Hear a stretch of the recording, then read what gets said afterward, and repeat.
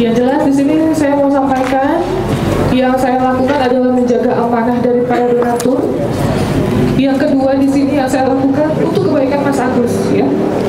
Itu uang nggak saya kemana-manain. Ini semua uang untuk berobat Mas Agus. Saya tidak pakai uangnya. Saya di sini mengamankan amanah dari para donatur, itu aja. Karena pertanggungjawaban saya bukan cuma dunia tapi akhirat juga.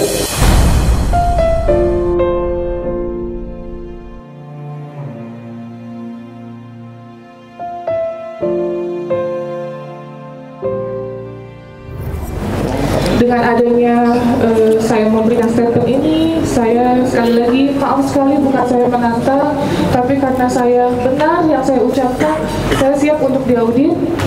Saya sudah siapkan mutasi rekening yayasan dan juga pribadi saya, dan bahkan kalau diperlukan semua tim kami siap untuk dimutasi rekening.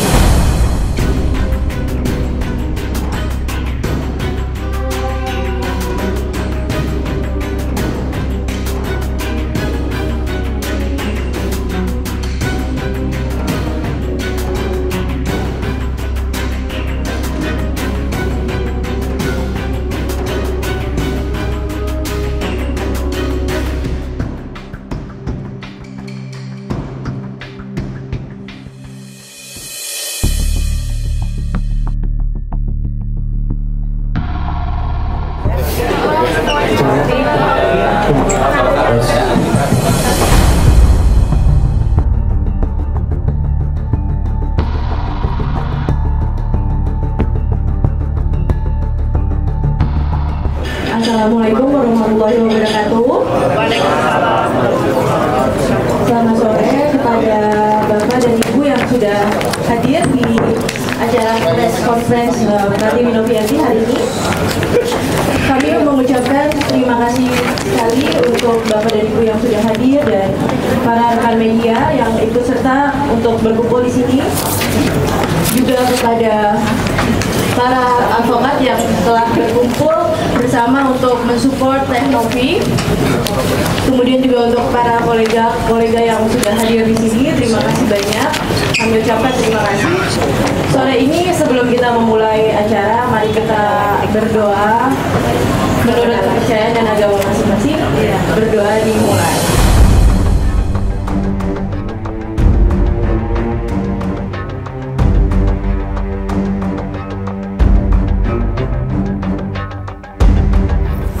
Berdoa selesai. Oke, teman-teman dari rekan-rekan media, hari ini hari Senin tanggal 28 Oktober 2024, saya sebagai moderator, saya Vio. Di sini yang saya akan memandu kalian semua di 2 jam ke depan untuk mendengarkan klarifikasi dari rekan kita semua, Teknovi, Kartini Novianti. Kemudian juga di sini ada Bapak Brian Praneda selaku kuasa hukum dari Teknovi dari Praneda Partners. Kemudian juga ada 2 lawyer dari Praneda Partners. Kemudian juga ada Bapak Gary selaku sekretaris dan bidang hukum dari Yayasan Teknovi. Oke. Jadi sebenarnya gini, saya akan menjelaskan dulu tentang peraturan dari Q&A. Nanti kita akan ada sesi tanya jawab setelah adanya pemaparan. Jadi untuk sesi tanya jawab ini kami memohon untuk dilakukan secara tertib supaya tidak adanya keributan atau apapun ya di sini. Jadi nanti untuk para pers, wartawan atau rekan-rekan yang ingin bertanya, mohon untuk mengangkat tangannya terlebih dahulu, kemudian menyebutkan namanya dan asal dari mana medianya, seperti itu. Oke, langsung aja kita mulai untuk klarifikasinya dari Teknovi. Waktu dan tempat itu silakan.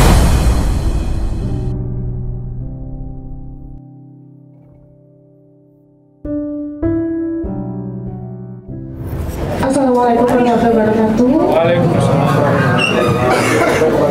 Perkenalkan, nama saya Kartini Novianti. Saya adalah konten kreator sosial di Indonesia.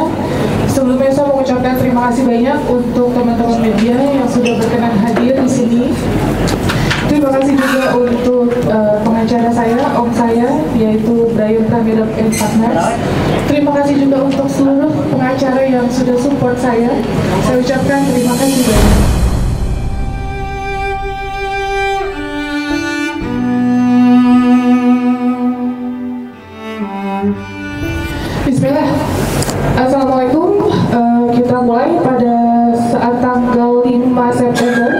2024, saya mendapatkan DM dari keluarga Mas Agus, yaitu inisial W. Beliau meminta bantuan terhadap kami. Pada saat tanggal 5 itu, saudari W itu meminta saya dan tim melalui DM Instagram atas nama Pratiwi Novianti Real. Dia meminta bantuan untuk di-up ke media terkait kasus penyiraman air keras yang menjadi korban adalah Mas Agus, dan adanya permohonan juga agar dibantunya open donasi ke yayasan kami. Tanggal 6 September, saudari W masih mengecek Instagram saya dan juga admin saya terkait kunjungan ke rumah Mas Agus itu belum terrealisasi, karena saya jujur masih banyak kegiatan pada saat tanggal tersebut untuk membantu ODGJ di luar kota, di luar daerah. Masih mengecek sampai saya datang itu di tanggal 12 September 2024. Nah, saya di situ bertemu dengan Mas Agus. Ya jujur secara keadaan saya melihat kondisinya pertama kali sangat memprihatinkan karena luka bakar sekujur tubuh, dan kondisinya waktu itu baru banget keluar 1 hari dari rumah sakit itu. Terus pada saat pertemuan itu Mas Agus secara gamblang dia meminta bantuan dan pendampingan dari yayasan kami, yaitu Yayasan Rumah Peduli Kemanusiaan, terkait pengobatan dan juga keadilan.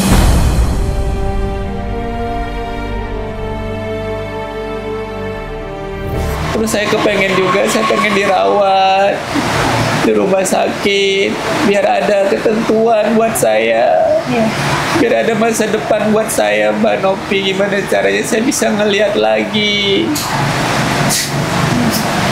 Saya mohon, Mbak Novi. Iya Pak, insya Allah. Saya mohon. Ya, insya Allah. Segera ya.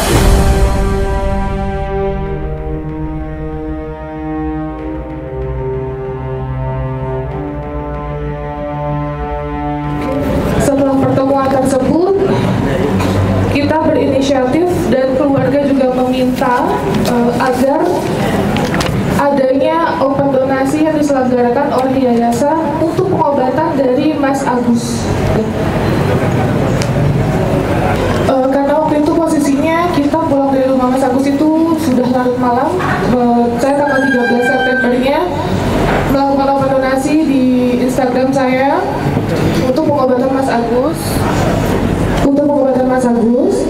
Terus 13 September kita melakukan open donasi, dan pada saat tanggal 14 kita meng-up di YouTube saya gitu. Supaya apa? Supaya masyarakat bisa bantu lebih luas lagi, karena kondisi Mas Agus pada saat itu butuh sekali penanganan yang cepat untuk operasi matanya.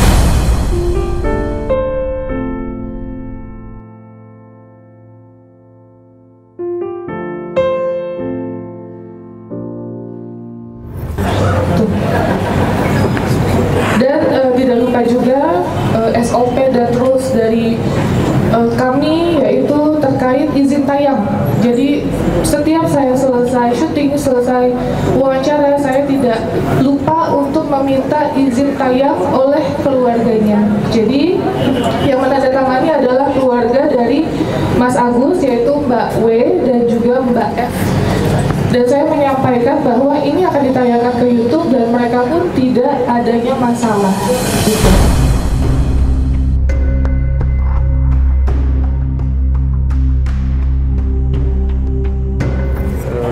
Izin saya lanjutkan ya.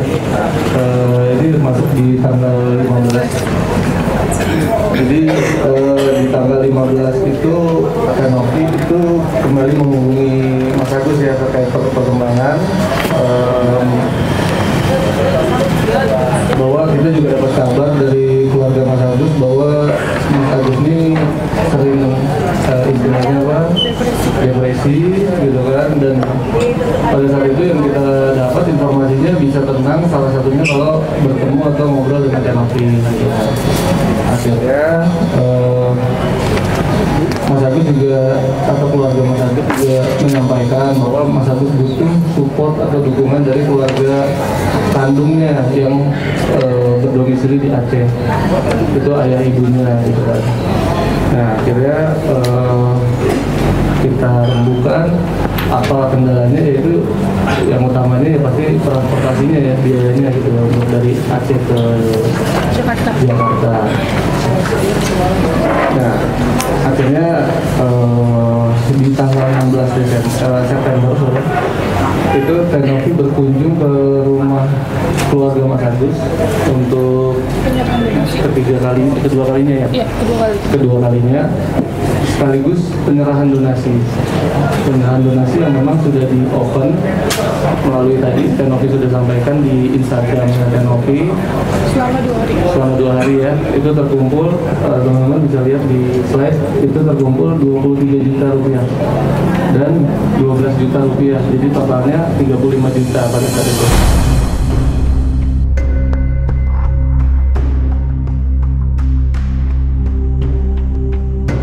Jadi kita juga dapat info bahwa pada saat pengobatan pertama kali itu Mas Agus kan ditindak secara tindakan medis pertolongan pertama lah di RSUD Cengkareng. Namun keluarga juga bingung ya, karena salah satu alasan tadi menghubungi Tenovi karena kendala biaya. Sedangkan dari pengakuan atau cerita dari keluarga Mas Agus, keluarga pelaku yang menjanjikan untuk mengcover biaya pengobatan itu juga mungkin tidak terrealisasi ya, gitu kan. Nah akhirnya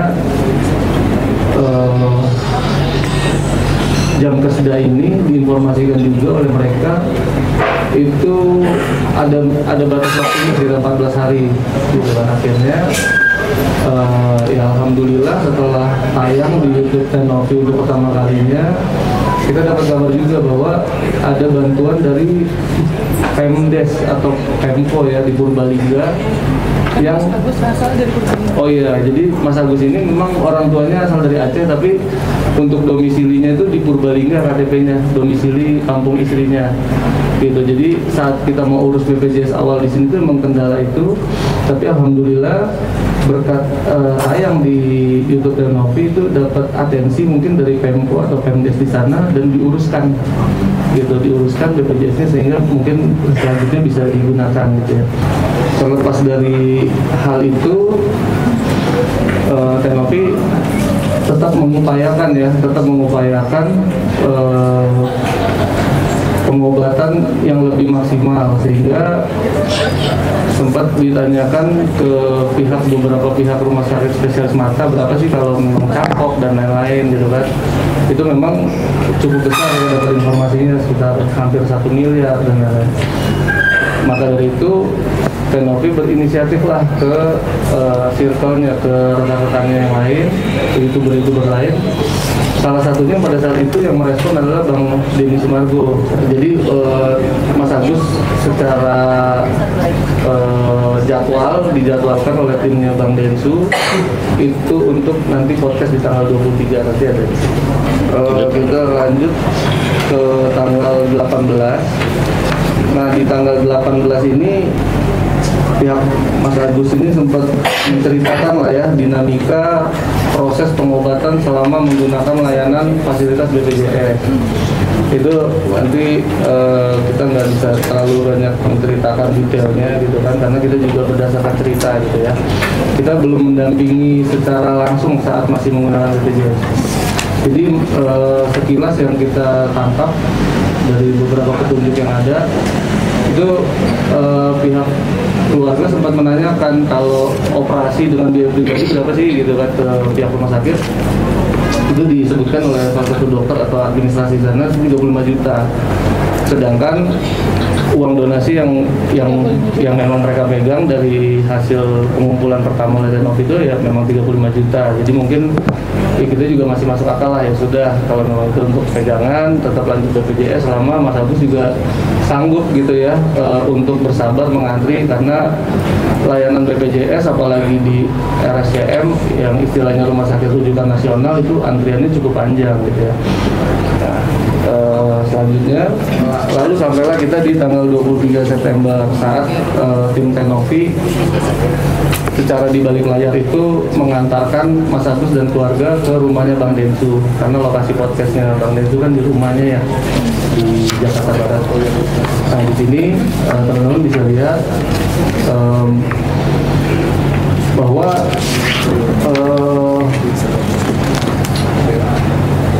publikasi yang memang kita sepakati antara Tenovi dengan Bang Densu itu adalah di sesi terakhir podcast itu nanti akan ada penyebutan penggalangan dana gitu ya untuk pengobatan Mas Agus, yang dimana mungkin kita dapat informasinya ya Bang Densu kurang biasa melakukan hal itu di podcastnya ya, tapi akhirnya beliau setuju ya, alhamdulillah kan. Nomor rekening donasinya dicantumkan, tapi di sini teman-teman rekan-rekan media bisa lihat saat kita komunikasi dengan Bang Densu itu memang Tenovi menyarankan itu rekening yayasan. Tapi saat di lokasi karena memang Tenovinya nggak hadir dan tim yang mengantar juga nggak sampai dalam, menunggu di luar, itu menurut informasi yang kita terima dari timnya Bang Densu, dari pihak keluarga Mas Agus menginginkan rekening atas nama pribadi Mas Agus supaya cepat pengambilannya. Itu statement dari Bang Densu. Iya. Oke, jadi karena kondisinya saya merasa Mas Agus ini pada saat itu membutuhkan donasi yang banyak gitu, karena untuk pencakokan mata, pengganti bola mata dan lain-lain gitu. Nah, karena kita mendapatkan informasi pada saat pertama mata kanan itu masih bisa untuk adanya operasi, mata kiri memang sudah tidak bisa diselamatkan waktu poin pertama ya. Makanya saya menghubungin Bang Denny Sumargo, Bunda Ashanti, Uya permohonan lah agar dibantu mendapatkan perhatian yang lebih dari masyarakat. Pada saat tanggal 23 adanya podcast tersebut, saya sengaja sebenarnya untuk tidak hadir. Kenapa? Karena saya tidak mau nanti ada omongan saya dibilang pansos atau saya cari perhatian masyarakat gitu. Saya enggak melakukan hal tersebut. Saya hanya menyiapkan transportasi dan supir antar jemput oleh Mas Agus gitu. Pada saat selesai podcast, Bang Denny Sumargo itu sempat ngechat saya, Nov, nanti dicantumkan ya nomor rekening yayasan. Baik Bang, Masya Allah, terima kasih banyak. Tapi ternyata, maaf suara saya diserap. Tapi ternyata di balik itu semua, Mas Agus dan keluarga meminta agar donasi tersebut atas nama Mas Agus saja. Itu permintaan dari pihak keluarga.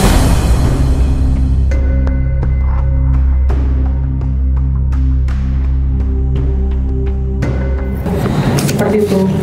Dan kami pun tahu pada saat sudah ada tayangan di YouTube Bang Densu. Gitu kita melihat, oh yang dicantumkan rekening Mas Agus. Kita hanya bilang nanti minta tolong untuk transparansi agar kita bisa monitor semuanya. Itu saja. Nah ini pada saat tanggal 25 juga saya sempat DM salah satu keluarga istrinya terkait dia ada open donasi lainnya. Ada open donasi lainnya atas nama salah satu relawan. Jadi sempat ada penggalangan donasi di luar dari sepengetahuan yayasan. Itu kita tahu karena dapat tag dari salah satu follower saya gitu. Saya sempat menanyakan, Mbak ini kok open donasi, apa benar gitu. Takutnya kan ada orang yang cari-cari kesempatan, tapi mereka membenarkan bahwa mereka open donasi juga di tempat lain gitu. Dan kita sebenarnya tidak mempermasalahkan itu, walaupun ini donasinya secara personal ya, bukan atas nama yayasan. Seperti itu. Terus kita lanjut tanggal 29 September 2024. Saya dihubungi salah satu keluarga, katanya ada yang mau ketemu Tenovi, katanya gitu, ketemu di rumah sakit, salah satu rumah sakit di Jakarta.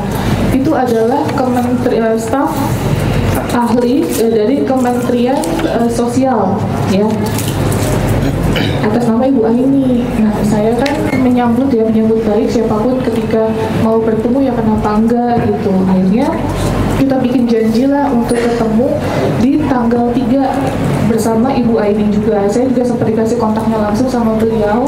Kita sepakat untuk sama-sama melihat keadaannya Mas Agus seperti apa, dan kita mau mencari jalan keluar yang terbaik untuk kondisi Mas Agus gitu.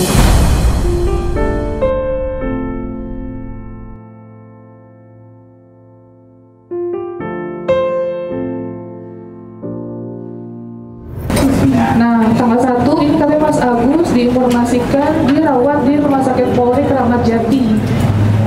Nah, akhirnya kita langsung aja ke tanggal 3 ya. Itu tanggal 3 kita bertemu sama Ibu Aini selaku dari staf ahli Kementerian Sosial yang mau berniat ini mencari jalan keluar seperti apa. Nah, pada saat di tanggal 3 tersebut sebenarnya donasi yang sudah digalang oleh Bang Densus sudah berjalan gitu ya, tetapi kita tidak diberitahukan dan tidak diinformasikan terkait donasi tersebut.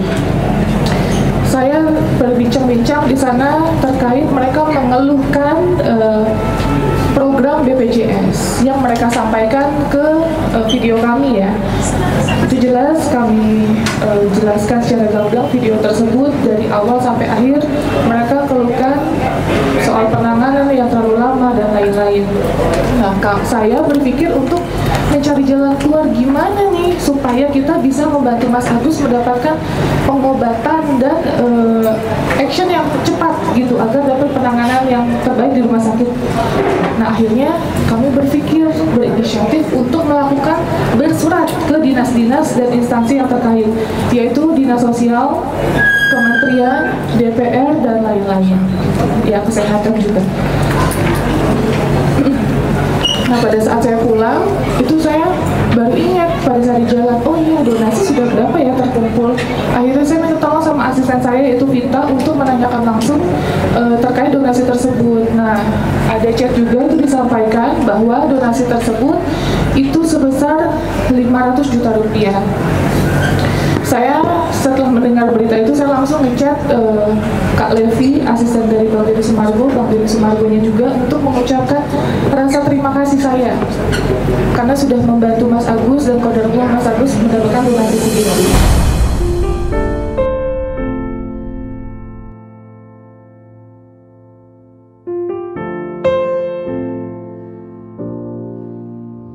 Setelah berjalannya waktu, saya meminta untuk mutasi agar dilampirkan. Saya bilang, Mbak, boleh minta tolong, waktu itu kita komunikasi sama anak dari W, yaitu Mbak W juga, itu meminta mutasi rekening yang sudah berjalan dari awal sampai akhir. Tetapi beliau belum memberikan pada saat waktu itu dengan satu hal dan lainnya, yang sampai akhirnya pada saat di tanggal 4 itu saya sedang bantu ODGJ. Terus akhirnya saya berinisiatif untuk merekam untuk bentuk transparansi dari pertanggungjawaban terkait donasi tersebut. Akhirnya pada tanggal 4 tersebut itu tidak ada disampaikan, dan Mbak S ini pura-pura lebih cenderung tidak mengetahui apa yang terjadi, donasinya untuk apa, itu dia tidak menceritakan. Padahal sudah ada transferan ya Mas, sudah ada transferan yang keluar dan itu ke nomor rekening Mbak F itu ya.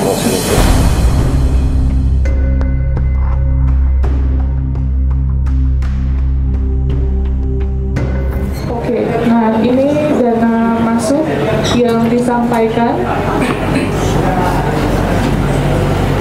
sebesar kurang lebih 1,3.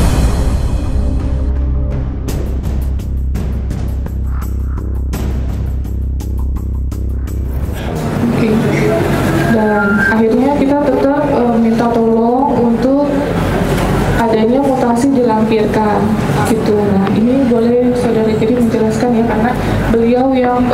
koordinasi langsung terkait mutasi. Terima kasih Kak Novi. Jelas ya suara saya? Ya? Oh.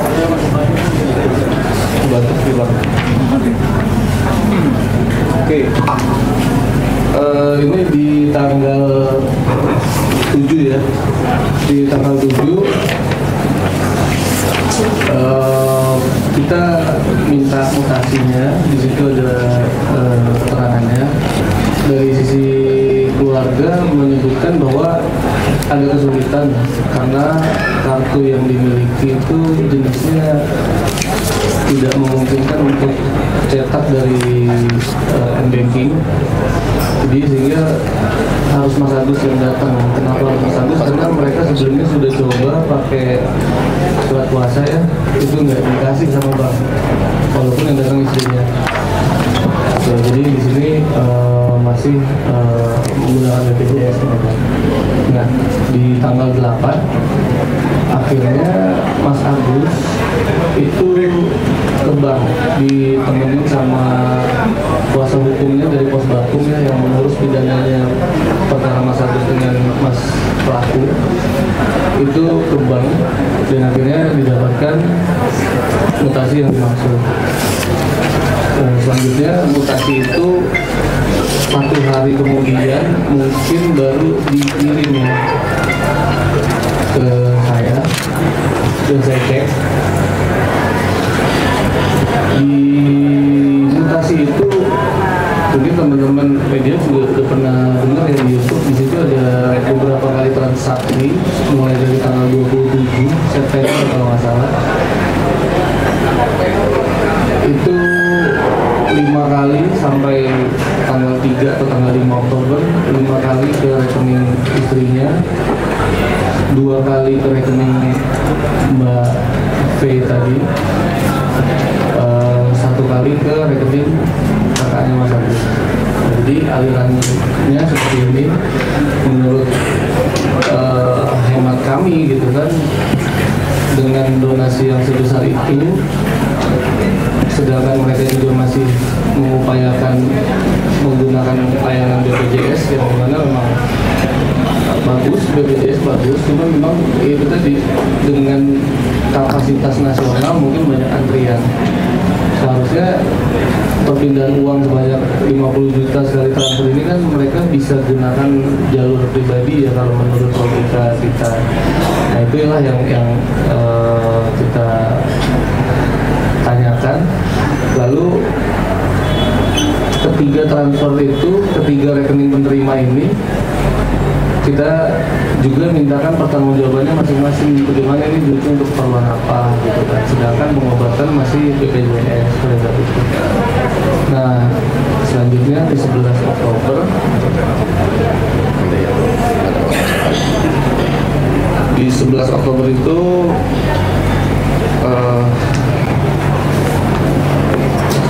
akhirnya keluarga yang bisa teman-teman lihat itu ada lagi tayangan podcastnya di rumah Tenovi, melakukan mediasi ingin menjelaskan secara langsung. Jadi baik dari rekening yang atas nama istrinya, atas nama kakaknya, dan atas nama saudara istrinya mau dijelaskan. Nah, sedangkan di dalam podcast ini aku kebetulan datangnya terlambat ya, bisa dilihat di situ. Ya, aku kronologi dikit aku tambahkan ya. Boleh. Nah, di video ini saya berharap ini kita ketemu titiknya nih. Kenapa saya panggil semuanya? Saya hanya minta tolong transparan, karena sekali lagi itu amanah yang nantinya saya bakal ditanyain sama donatur. Tenovi, sudah apa itu donasinya, untuk apa? Sudah belum melakukan operasi dan lain-lain. Dan pada saat akad pertama adalah untuk operasi kesembuhan dari mata Mas Agus ya, gitu. Di awal video sampai akhir saya masih menanyakan terkait donasi. Mereka menjelaskan donasi yang keluar itu hanya di split awalnya gitu, karena ATM beliau adalah rusak katanya ya, rusak. Terus takutnya butuh donasi besar, jadi bisa di backup sama istrinya katanya gitu. Butuh pengeluaran besar.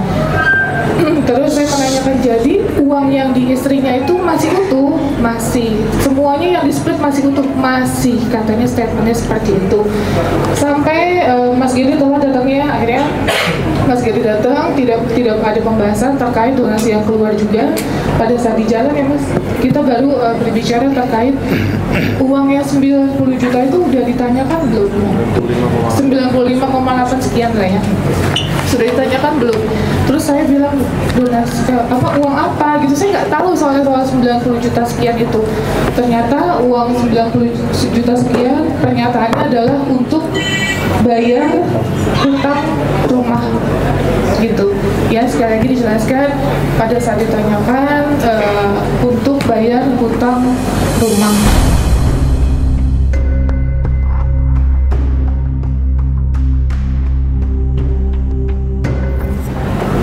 Dan di situ jujur saya kaget karena apa ya, saya kan di sini meminta tolong ya, meminta tolong.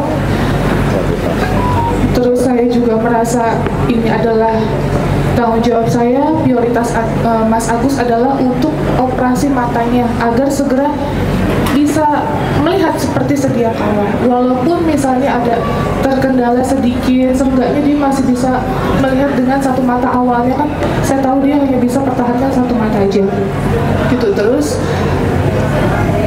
akhirnya saya menanyakan itu adanya permintaan maaf dari keluarga dan kejujuran atas uang yang sudah dipakai.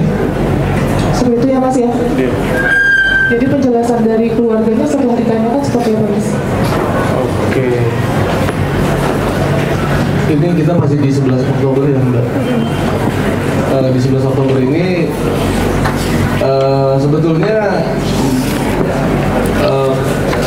para pihak keluarga Mas Agus itu sudah cerita ya ke saya tentang penggunaan uang itu gitu. Dan saya sudah menyarankan silakan langsung disampaikan aja secara langsung ke Tenopi. Karena kalau melalui perantara-perantara saya khawatir saya akan kurangi atau tambahkan gitu. Jadi saya bantu monitor dan saya juga udah menyarankan juga kalau orang memang sudah salah tuh nggak akan terlalu dipersalahkan lah, setidaknya minta maaf aja gitu ya. Tapi rupanya dilala di pertemuan ini karena saya nggak hadir dari awal, beliau tidak menyampaikan. Nah itulah yang kita juga kaget kenapa, padahal pulang dari sini tanggal 11 itu kita langsung deal perihal 2 poin. Ini 2 poin penting nih di pertemuan ini kita sepakat semuanya. Jadi bahwa untuk pengobatan Mas Agus akan dialihkan ke RSJC menggunakan dana donasi dengan kesepakatan bahwa dana yang sebagian besar itu ada di rekening Mas Agus akan dipindah bukukan ke rekening yayasan. Yayasan akan bantu monitor. Karena menurut penjelasan keluarga Mas Agus, ayahnya terutama, beliau ini tidak mengerti caranya bagaimana sih langsung ya menggunakan uang itu gitu di rumah sakit, daftarnya seperti apa dan lain-lain. Ya maka dari itu disepakati hari ini kita antar langsung ke JSC jam 6 maghrib ya. Iya maghrib. Tenopi juga ikut. Itu langsung kita sampaikan ke dokter di JSC sana untuk apapun tindakan daya dan upaya yang masih bisa dilakukan. Gitu.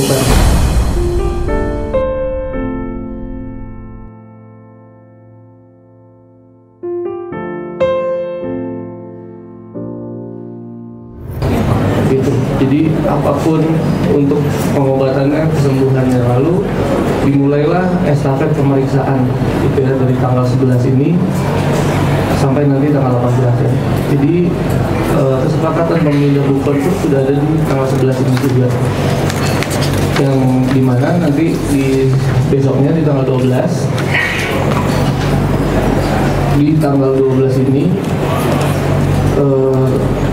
Mas Agus juga masih ke JSC pagi untuk jadi di tanggal 11 itu ke ahli kelopak, seingat saya di tanggal 12 pagi ke ahli kornea, jadi masing-masing spesialisasinya.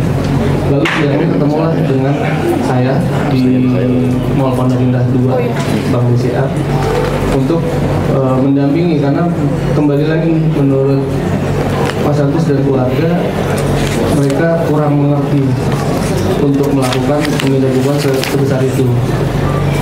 Dan di bank seperti biasa kita yang bukan keluarga kandung atau ada hubungan suami istri dengan beliau, kita nggak bisa ikut sampai depan. Kita hanya kasih tahu ya Mbak tinggal ngomong aja, sampaikan apa maksud dan tujuannya. Kalau memang dipersulit ataupun seperti apa nanti kita bantu ngomong, gitu ya. Tapi ya alhamdulillah di situ pelayanan Bank BCA cukup profesional. Bahkan dari teller Mas Agus dibawa ke customer service, di situ ada 2-3 pejabat bank yang bantu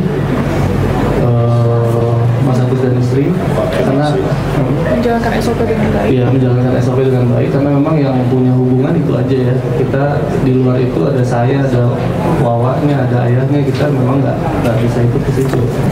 Setelah ini masih di hari yang sama tanggal 12.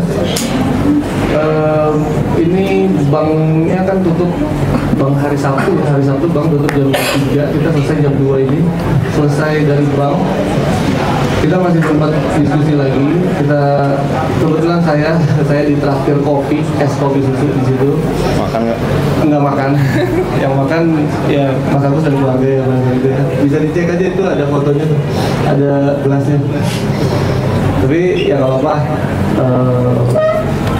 Memang di situ ini belum pernah ya kita buka belum ya.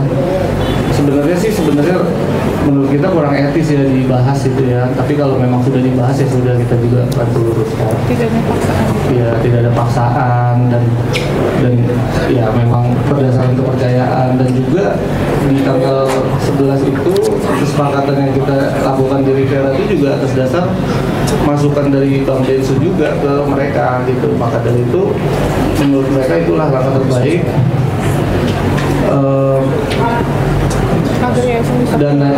Dananya agar dimonitoring dan dikelola ke yayasan untuk kepentingan pengobatan gitu, jadi nggak bisa digunakan untuk lain-lain.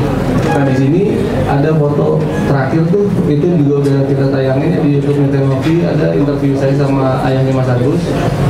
Jadi memang dinamika di dalam keluarga yang kita tangkap, ayah Mas Agus juga agak sedikit risau kalau uangnya ada di sisi istrinya atau keluarga istrinya, karena bagaimanapun di situ beliau menyebutkan kalau mantan anak itu nggak ada, kalau mantan istri itu ada gitu kan. Jadi beliau sangat setuju, sangat percaya dengan proses yang kita lakukan. Dan bahkan di situ kita bicara banyak, gitu kan, ada yang nggak kita sayangin. Memang itu salah satu kekhawatiran dari keluarga kandung yang Mas Agus gitu. Jadi dengan adanya netralitas dari yayasan itu menjadi obat, karena ini kita jelasin sedikit maju ya, bahwa uang yang disebutkan atau diceritakan diminta atau diceritakan ke ayahnya Mas Agus itu kan berdasarkan exposure bank, exposure tunggakan bank senilai 95.780.000 sekian, yang dibuletin 95,8, yang pada posisi Mas Agus sakit, masih di sana aja itu secara psikologis keluarga Mas Agus dan keluarga kandung Mas Agus nggak punya pilihan ya untuk memfasilitasi itu. Nah cuman di sini yang jadi kendala itu dari keluarga istri Mas Agus itu pembayaran hutangnya nggak 95,780.000 sekian, itu sesuai duit yang ditransfer oleh istri dari Mas Agus ke mereka. Karena kenapa? Mereka hanya memberikan exposure bank, bukan bukti pembayaran gitu. Jadi itu kan harus dua ya petunjuknya ya, ada bukti tagihannya sama bukti pembayaran. Kenapa? Karena ternyata pembayaran atau pelunasan itu mungkin ada pengurangan denda, sehingga ketika diminta mutasi itu dananya hanya dibayar lunas, sertifikatnya dapat itu 35 juta aja misalnya untuk makan pribadi gitu. Itu yang poin keluarga tidak mau sampai terungkap. Maka dari itu ya menurut kita kasihan lah Mas Agus nih kalau begini terus gitu, karena itu yang poin pembahasan saya sama ayahnya gitu, dan itulah yang didukung ayahnya. Kenapa kok udah di pihak netral aja, karena mereka juga nggak bisa berdaya, nggak bisa apa-apa kalau diminta terus gitu. Jadi ini kan urgensinya yang penting ya gitu kan. Kita juga paham Mas Agus, kita suruh kontrak juga riskan gitu ya dengan kondisinya gitu kan. Di satu sisi juga tetap butuh dengan keluarga istrinya gitu. Ya solusi terbaiknya itu. Nah itu yang kita bingung kenapa itu yang sekarang dipermasalahkan gitu kan.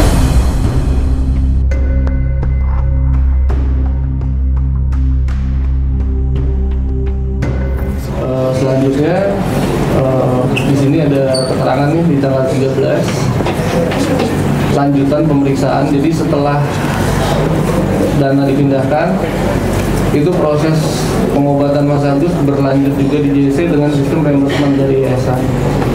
Jadi apapun yang artinya diinformasikan oleh dokter, kita bantu analisa, kita bantu kasih pertanyaan, coba tanyain ininya sama dokter, tanya ini, tanya itu.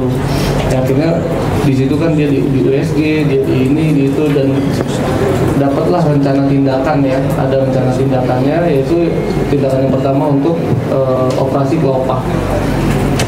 Jadi di sini kita menyarankan untuk cangkok, tapi memang menurut dokter itu untuk dicangkok nggak memungkinkan. Karena sudah terlalu lama. Karena harusnya sedari awal tuh. Kenapa? Karena ini masalahnya bukan benturan tapi cairan. Yang cairan ini masuk meresap ke dalam.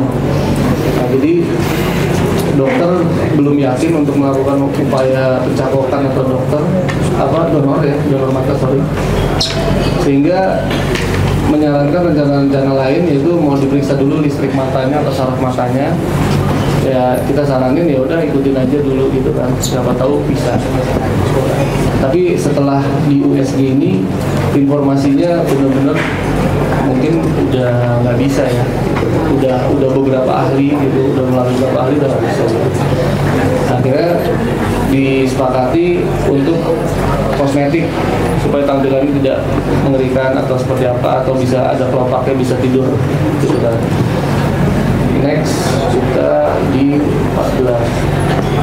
Nah, selama proses ini kan sudah selesai dari podcast Bang Densus, sudah selesai klarifikasi, which is duitnya sudah pindah ke yayasan gitu kan. Tapi mutasi rekening yang 95,8 ini masih jadi polemik karena nggak dikasih. Sedangkan kita udah tahu sebetulnya dia cuma bayar, kayaknya exposure banknya yang ada stabilo orange 95,7 sekian, 200 sekian. Sedangkan kita udah tahu ini, data-data ini kita udah tahu. Kita cuma meminta kejujuran aja gitu. Karena kita kan juga cek selalu berkelit, dan inilah disinilah yang mungkin teman-teman media juga tahu ya, yang di framing seolah-olah Tenovi maksa ngancem nggak ada, pindah-pindah itu nggak ada ngancem. Tapi ketika minta mutasi, disitulah ada bahasa dari Tenovi, saya tahu nggak mau kasih mutasi, kita lapor Dinsos, atau kita ya serahkan aja lah sama Dinsos, kita nggak tahu deh gitu. Nah ini jangan dipelintir, kita punya semua datanya nih gitu kan. Jangan dibilang itu lagi pas mau mindahin gitu, tapi itu pas minta mutasi yang nggak dikasih. Sedangkan uang udah berpindah dari kita juga udah nothing tulus, udah nggak ada apa-apa. Mas Agus tetap juga berjalan kok.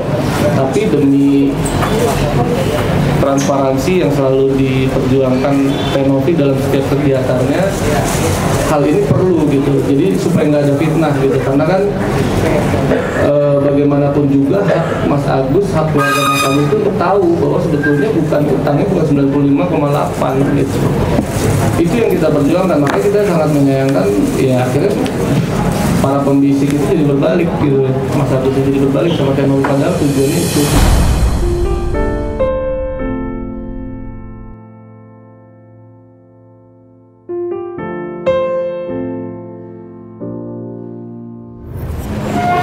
Untuk penjelasannya kurang lebih itu ya, kita menampilkan semua bukti-bukti yang kita punya gitu. Terus untuk uang Mas Agus alhamdulillah masih aman. Bukan masih aman, emang masih utuh sesuai dengan nominal pada saat ditransfer ini gitu. Tapi ada 5 juta yang sekian yang sudah dipakai untuk pengobatan Mas Agus juga. Bahkan harusnya hari Senin kemarin Mas Agus itu ada pengecekan kontrol. Hari Jumat harus ada operasi, harusnya Mas operasi kelopak mata. Jadi Senin itu dia tidak datang, kita reschedule di hari Selasa, masih nggak datang juga. Kita juga sudah menanyakan gitu ke istrinya Mas Agus terkait kenapa hari ini nggak datang, boleh nggak dikonfirmasi sama kita ada kendala apa gitu, atau nominalnya berapa, kita akan siapkan dana tersebut untuk operasi mata Mas Agus. Tapi sampai detik ini belum ada respon yang kita harapkan. Yang jelas di sini saya mau sampaikan, yang saya lakukan adalah menjaga amanah dari para donatur. Yang kedua di sini yang saya lakukan untuk kebaikan Mas Agus, ya. Itu uang nggak saya kemana-manain. Ini semua uang untuk berobat Mas Agus. Saya tidak pakai uangnya. Saya di sini mengamankan amanah dari para donatur, itu aja. Karena pertanggungjawaban saya bukan cuma dunia tapi akhirat juga.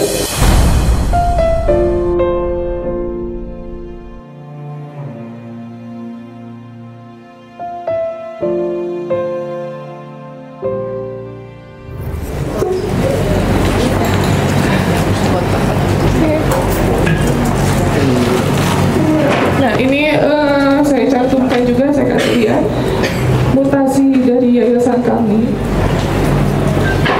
yang jumlahnya masih ada, dan mungkin saya sedikit jelaskan juga ya, kalau misalnya akan ada pengauditan, bukan saya menantang tapi saya siap, saya menjalankan SOP yang ada. Dan ini juga saya sudah siapkan mutasi rekening saya pribadi gitu. Dan kalau mau minta rekening mutasi asisten saya atau orang yang bekerja sama saya siap untuk melakukan hal tersebut gitu, sesuai dengan apa yang mereka mintakan. Tuh, ini boleh dikasih tunjuk? Kasih tunjuk.